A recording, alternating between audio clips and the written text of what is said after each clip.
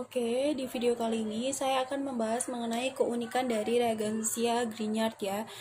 Regensia Grignard itu kan rumusnya R, kalau yang masih ingat ya, Mg sama Z. Nah, R-nya ini adalah suatu alkil, ini adalah suatu logam, dan Z-nya adalah suatu halida. Nah, ini ada suatu yang agak spesial dari regensia Grignard ini. Nah, karena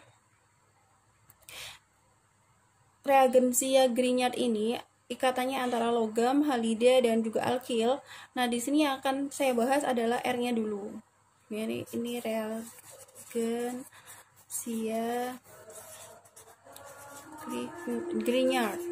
Oke. Ini R atau karbon di sini karena umumnya biasanya itu karbon itu bermuatan positif. Nah, kalau di regensia Grignard ini dia terikat pada suatu logam. Nah, kalau kalian tahu logam itu kan muatannya positif ya, Mg2+, atau Cu2+, Ag+, atau Li2+. Jadi, alkilnya atau karbonnya itu lebih bermuatan negatif. Nah, ini sama dengan reagen pada litium, hanya saja kekuatannya atau sifat ionnya itu lebih tinggi yang pada litium, karbon di litium daripada karbon pada regensia Grignard. Nah, meskipun karbonnya itu punya sifat negatif juga, tapi kenegativitasannya lebih rendah daripada karbon yang dihasilkan pada reaksi regensia litium. Di negatifnya masih parsial. Jadi kalau misalkan kalian tuliskan di sini kan Mg-nya itu kan positif, parsial positif, ininya muatannya parsial negatif. Ini kalau misalkan kita bicara mengenai, kita contohkan CH2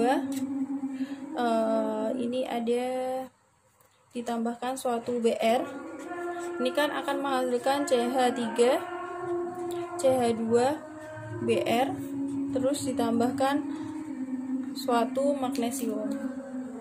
Si Mg ini akan mendesak di ikatan antara ini suatu etil bromida ya. Mendesak pada etil bromida. Nah, di sini agar bisa bereaksi itu dibutuhkan suatu bereaksinya atau pelarutnya biasanya digunakan di etil ether. Nah, ini yang paling umum untuk membuat regensia Grignard ini digunakan suatu di etil ether. Karena biasanya kalau misalkan dipilih pelarut yang lain itu biasanya nggak jadi. Jadi paling umum digunakan adalah di etil ether. Nah, karena ada di etil ether ini, tadi yang terbentuk adalah CH3, CH2 parsial negatif, Mg parsial positif.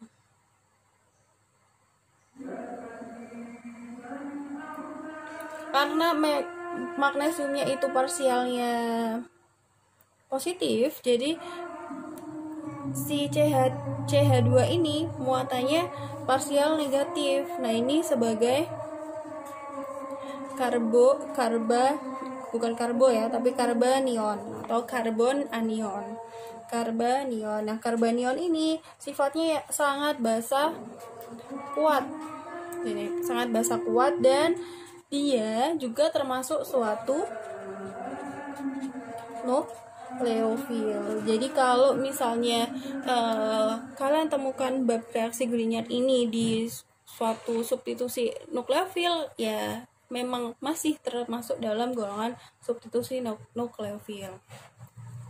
Nah, di sini tadi kan Mg ini punya 2. Nah, Br ini kan sudah lepas. Br min ya. Ini lepas. Br min lepas. Ini kan bawa 1. Terus yang 1 ini digunakan berikatan dengan C. Masih ada 1. Ini masih ada 1 elektron lagi. 1 elektron lagi akan berikatan dengan ini ya, BR ini. Sehingga yang dihasilkan adalah CH3, CH2, Mg, Br. Itu ya. Jadi ini partial positif, ininya ini suatu reagen Grignard.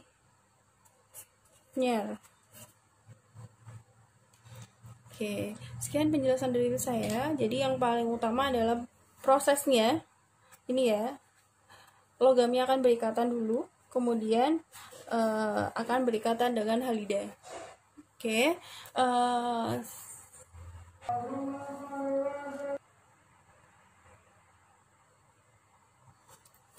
akan saya bahas lagi mengenai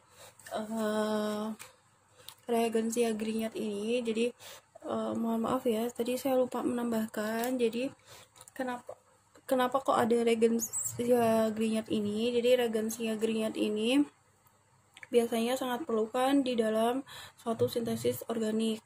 Nah, kenapa kok dinamakannya reagensi Grignard ya?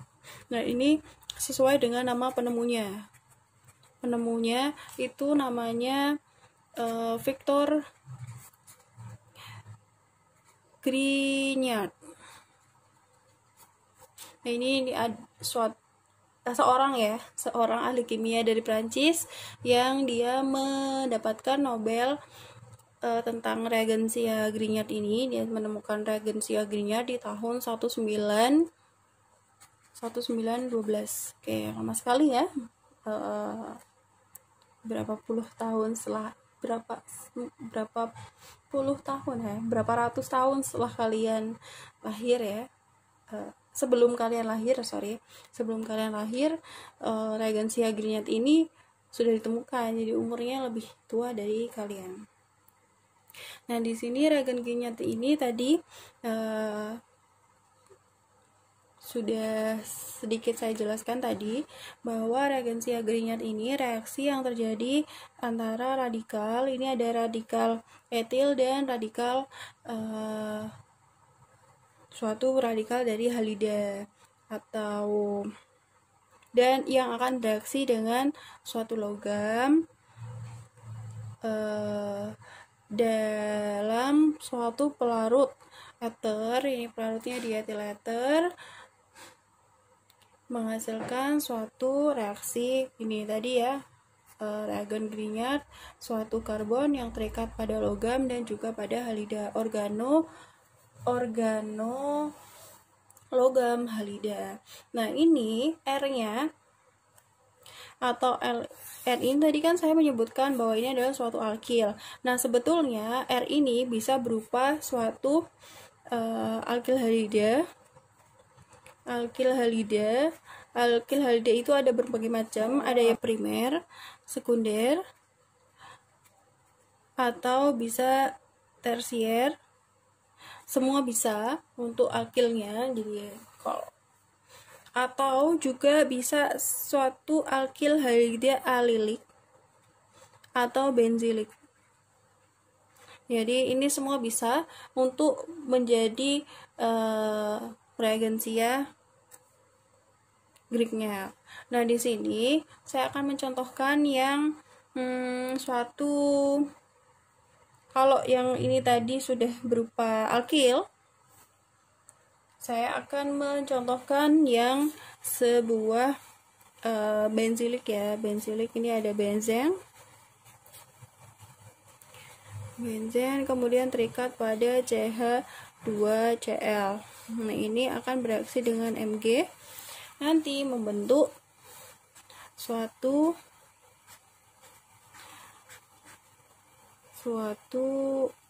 ininya kebalik. Saya akan berubah warna saja. Jadi ini hasilnya di sini ya.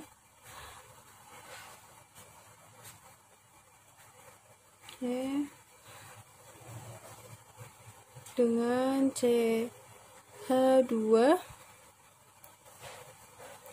Mg Cl.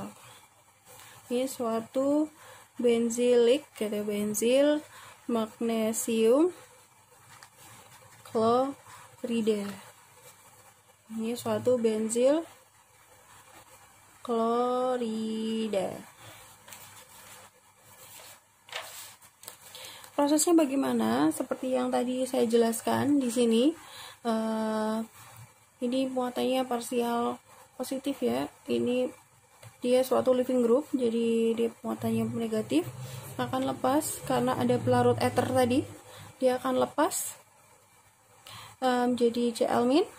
Kemudian di sini Mg-nya akan menyerang, di sini Mg akan menyerang, kemudian Cl akan lepas jadi Cl-, sehingga terbentuknya suatu benzil CH2Mg yang radikal. Karena tadi Mg punya 2 elektron ya. Mg radikal akan berikatan dengan Cl radikal. Cl radikal akan bereaksi dengan Cl yang ini. Ini akan bereaksi membentuk suatu benzil magnesium klorida. Nah, kemudian untuk halida aril dan vinilik. Nah, di sini kan juga bisa, tapi ini kan ada aril atau vinilik. Ini juga bisa, ini bereaksi pada karbon dengan ikatan rangkap. Jadi kalau aril atau vinilik itu biasanya kayak contohnya seperti CH2 CHI. Nah, ini suatu vinilik, ini suatu vinilik atau yang punya ikatan rangkap. Nah, tapi reaksinya ini akan berjalan sangat lambat. Jadi pembentukan reagennya itu sangat lambat, sehingga yang paling bagus untuk pembentukan reagen siagrinyat ini adalah yang tadi alkil, yang primer, sekunder, tersier, alilik atau benzilik. Sedangkan aril atau vinilik sangat jarang digunakan, tapi bisa. Nah, nanti akan dihasilkan apa kalau misalnya suatu aril vinilik ya, atau suatu reagen yang dibentuk dari suatu aril atau vinilik. Bisa juga nanti akan terbentuknya CH2 CH-MgI. Tapi ini sangat jarang digunakan karena reaksinya tadi sangat lambat. Oke, terima kasih untuk video kali ini. Semoga penjelasan yang sudah diberikan dari beberapa part video bisa kalian pahami dengan baik. Terima kasih.